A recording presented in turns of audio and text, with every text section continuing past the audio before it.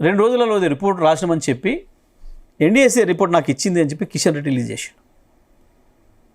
Release చేసిండు. వాస్తవానికి NDSA అనేది అంత పెద్ద ఇన్సిడెంట్ అయిన అనుకుంటే ఎన్ని రోజులు పట్టాలి? అడిగి చూసి రావాలి కదా, ఫస్ట్ ప్రాథమికమైంది కదా. అడిగి ఓలే చూడలే, ఈయన కూర్చొని 2 రోజులు తయారు చేసి దాన్ని లీకేజ్ ఇచ్చి కేసీఆర్ని ఎట్లా దెబ్బ కొట్టాలి, కేసీఆర్ని ఎట్లా ఖతం చేయాలి ఈ ఎలక్షన్లో ఒక స్కీమ్ ప్రకారం చేశారు. నేను ఇంకోటి కూడా చెప్తాను మీకు. అంతకుముందు మొదలు చంద్రబాబుతో పొత్తు లేనప్పుడు ఆంధ్రప్రదేశ్లో 2018లో ఎంత టైట్ చేసిండు మోడీ చంద్రబాబును. చేజ్ చేసి 1 రూపాయి కూడా ఈ నుంచి అటు తీసుకుపోలేని పరిస్థితిని కల్పించి ఖతం చేసిండు. మరి మొన్న ఎందుకు కాంగ్రెస్ ఆ రకంగా చేయలేకపోయింది? ఎందుకు చేయలేదంటావు? కారణం ఏంది?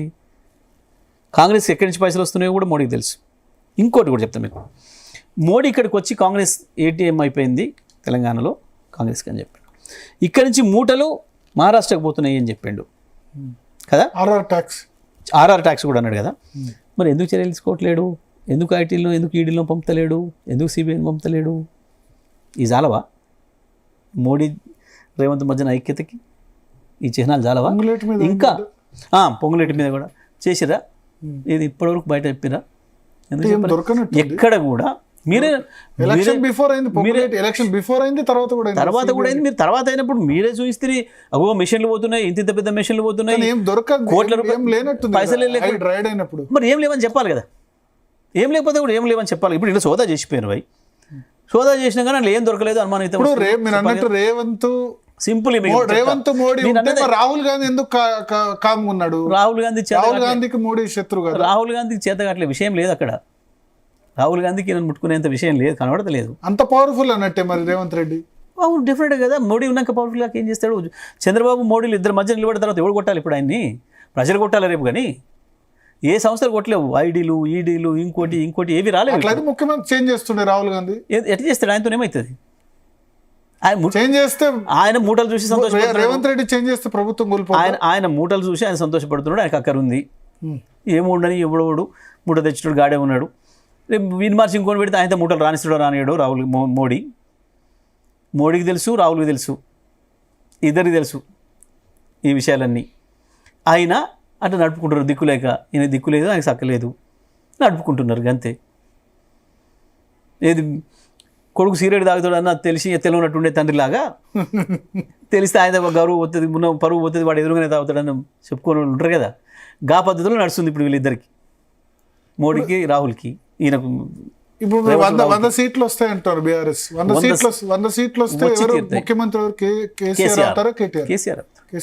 100% కేసీఆర్ అవుతారు. బట్ కేసీఆర్ రాజకీయ వారసుడు కేటీఆర్ అని అనౌన్స్ చేశారు. మీరు యాక్సెప్ట్ చేస్తారా? 100%. ఇప్పుడు వర్కింగ్ ప్రెసిడెంట్ ఇప్పుడు ఆయన పార్టీకి. కేసీఆర్ గారు ప్రెసిడెంట్, కేటీఆర్ గారు మా పార్టీ వర్కింగ్ ప్రెసిడెంట్ ఆల్రెడీ. ఆయన ఇప్పుడు ముఖ్యమంత్రి మాత్రం కేసీఆర్ అవుతారు 100%. నేను అంటే కేటీఆర్ కూడా చెప్పింది కదా. కేటీఆర్ చెప్పింది కదా మాట స్వయంగా. ప్రతిరోజు సమయంలోనే కేటీఆర్ చేద్దాం. నేను ఏమంటున్నా, ప్రతిరోజు కేటీఆర్ స్వయంగా చెప్తున్నాడు కదా ముఖ్యమంత్రిగా మళ్ళీ కేసీఆర్ వస్తేనే రాష్ట్రం బాగుపడుతుంది అని. కేటీఆర్ ప్రతిపన్యాసం ఇస్తుంటే మళ్ళీ మనం మాట్లాడేది ఇంకా వేరే కొత్తగా. కేటీఆర్ నాయకత్వాన్ని యాక్సెప్ట్ చేస్తున్నారా పార్టీలు అందరూ? వర్కింగ్ ప్రెసిడెంట్గా బ్రహ్మాండంగా పనిచేస్తున్నాడు. ప్రతి ఒక్కరు కూడా ఆయన నాయకత్వంలో కార్యనిర్వాహక ప్రెసిడెంట్ అంటే ఏం చేయాలనో అది 100% చేస్తున్నారు. కార్యకర్తలందరూ కూడా బ్రహ్మాండంగా పనిచేస్తున్నారు. సంవత్సరాల కాలంగా బ్రహ్మాండంగా ఈ ప్రభుత్వం యొక్క దుర్మార్గాన్ని ఎదుర్కోవడంలో, మోసపోతున్న ప్రజలకి, ఈ ప్రభుత్వం చేత దాడులకి, దుర్మార్గానికి గురవుతున్న ప్రజలకి అండగా నిలబడడంలో బ్రహ్మాండంగా ముందున్నాడు. ఒకళ్ళే గెలిచారు ఉమ్మడి నల్గొండ జిల్లా నుంచి. మొన్న స్టేట్మెంట్ ఇస్తున్నారు, ఇంకా ఇప్పుడు గెలిచిన 11 మందిని మళ్ళీ అసెంబ్లీలో అడుగు పెట్టనివ్వండి అంటున్నారు. ఎట్లా, ఏ కాన్ఫిడెన్స్తో చెప్తున్నారు ఇది?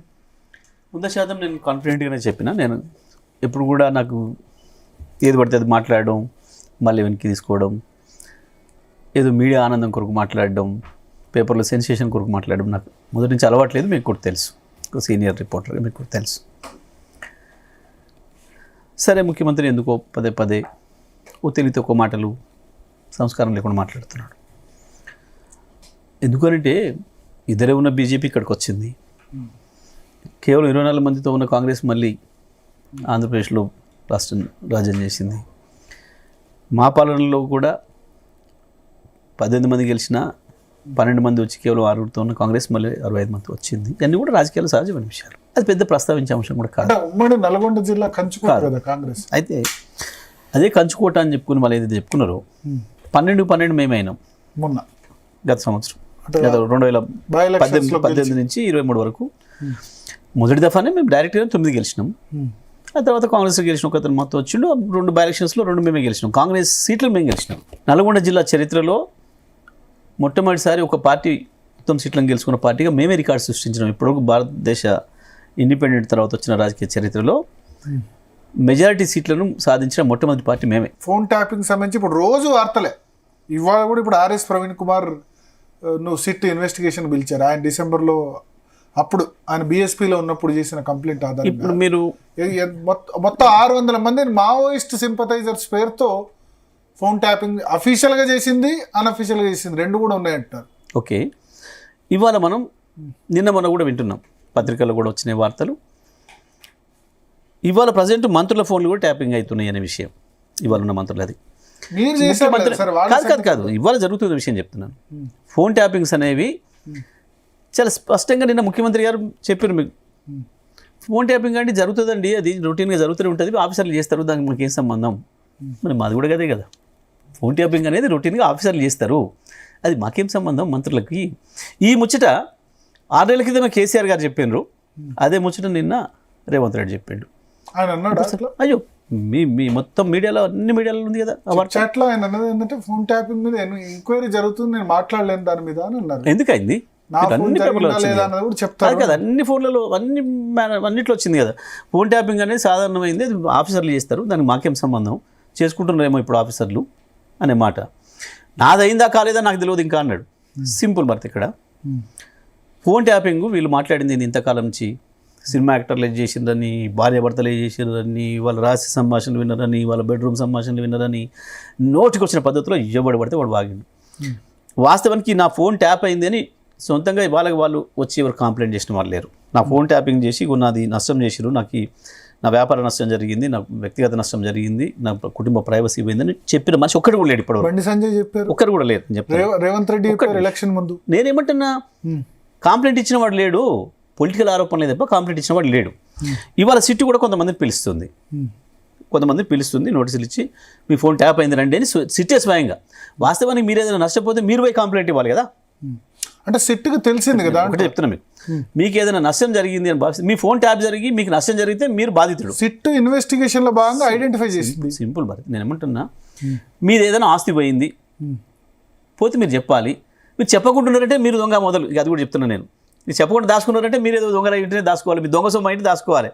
దొంగ బంగారం తీసుకొచ్చి ఎవడో పట్టకపోతే వేసుకపోతే చెప్పలేరు, దొంగ సొమ్ము తెచ్చి ఇంట్లో పెట్టుకుంటే ఇంకోటి వచ్చేసుకపోతే మీరు చెప్పలేరు. మీరు చెప్పలేకపోవడం అనేది మీది ఒక బలహీనత. అక్కడే తెలిసిపోయింది అది జరగలేదని. ఇంకొకటి, ఇవాళ ఇప్పటి వరకు చాలామందిని ఈ రాష్ట్రంలో నోటీస్ ఇచ్చి సిట్టు పిలుస్తుంది. వీళ్ళు చెప్పిన ఏ సినిమా యాక్టర్ని ఇప్పటివరకు పిలిచింది? నన్ను టార్గెట్ చేసిండ్రు అనేది రేవంత్ రెడ్డి ఎంతమంది మాట్లాడింది కదా. ఎందుకు సిట్టు మరి రేవంత్ రెడ్డిని ఇప్పటిదాకా పిలవలేదు? కాంగ్రెస్ లీడర్లకు సంబంధించి ఒక్కరిని కూడా ఇప్పటివరకు, ఆ రోజుకి ఈయన పిసిసి ప్రెసిడెంట్, కాంగ్రెస్ వర్కింగ్ ప్రెసిడెంట్లు ఉన్నారు, సిఎల్పి లీడర్ ఉన్నాడు, ఏ ఒక్కరు కూడా లేరు. అసలు మహేష్ కుమార్ గౌడ్ అనేట ఆయన లెక్కలు ఉన్న మనిషినా? పిసిసి ప్రెసిడెంట్ కాకపోతే ఆయన ఎవరికైనా తెలుసా? అసలు ఈ రాష్ట్రంలో ఎవరికైనా పరిచయం ఉన్నాడా? అసలు ఆయన అసలు ఆయన ఎక్కడ పని చేస్తుండని ఆయన చేస్తారు ఎవరన్నా? అంటే అంతకుముందు వర్కింగ్ ప్రెసిడెంట్ కదా, పిసిసి వర్కింగ్ ప్రెసిడెంట్. ఎవరికైనా నిధులు ఇవ్వకూడదు వాళ్ళకి నిధులు ఇస్తే ఇట్లా పిలిచిన పోలీసు మావోయిస్ట్ సింపథైజర్ అని పేరు పెట్టి ఆయన ఫోన్ ట్యాపింగ్ అఫీషియల్ గా చేశారు. మనకు తెలుసు, అధికారికంగా home secretary, chief secretary approval తో చేశారట మావోయిస్ట్ సింపథైజర్ అని పెట్టి. తప్పకుండా వాళ్ళకి ఏమైనా సమాచారం ఉందేమో పోలీసు వాళ్ళు చేసి ఉంటారు, మరి మనకు చెప్పరు కదా. అప్పుడు మావోయిస్ట్ సింపథైజర్ అయితే జగదీష్ రెడ్డి అవుతాడు, ఎందుకంటే లెఫ్ట్ బ్యాక్గ్రౌండ్. కానీ మహేష్ గౌడ్ ఎట్లా అవుతాడు? నేను 100% అప్పుడు ఇప్పుడు ఎప్పటికి లెఫ్ట్ ఇస్తున్నా, అందులో సందేహమే లేదు.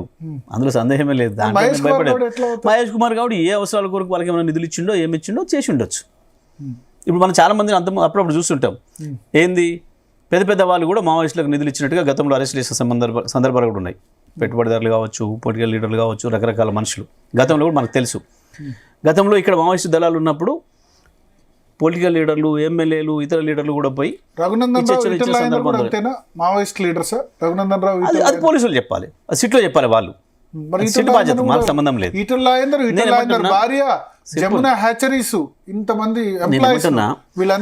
ఇదంతా కూడా పోలీస్ ఆఫీసర్స్ వాళ్ళ బాధ్యత, వాళ్ళు చెప్పాలి, సిట్ తేల్చాలి.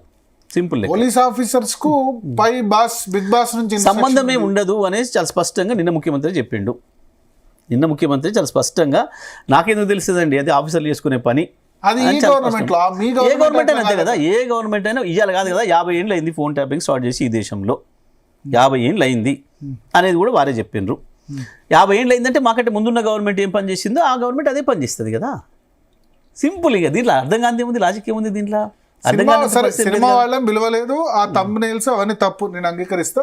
నిజంగా సినిమా వాళ్ళ ఫోన్ ట్యాపింగ్ చేసి ఉంటే మీ ఆర్గ్యుమెంట్ తో వాళ్ళని పిలవాల్సింది. కొన్ని ఛానల్స్ థంబ్నెయిల్స్ అవన్నిటి కూడా నేను ఖండించి అదే రోజు మిమ్మల్ని కూడా తీసుకున్నా. బట్ పొలిటీషియన్స్ ఇప్పుడు ఈటెల రాజేందర్ మీ ఉద్యమ సహచరుడు, ఎవరైనా సరే, విశ్వేశ్వరరెడ్డి, కొండా విశ్వేశ్వరరెడ్డి, ఎవరైనా పిలిచింది. ఇవాళ ఆర్ఎస్ ప్రవీణ్ కుమార్ కూడా పిలిచింది. వీళ్ళందరూ కొంతమంది పెట్టుబడిదారులు, కొంత పైసలు ఉన్న వాళ్ళు, వ్యాపారులు కూడా రకరకాలు ఉన్నవాళ్ళు. మరి వీళ్ళకి ఏ రకంగా సంబంధాలు ఉండినో, ఎందుకు వాళ్ళకి డౌట్ వచ్చిందో, ఎందుకు తీసుకొచ్చిండ్రో అది విచారణ తేలుతుంది, అది ఇష్యూ కాదు.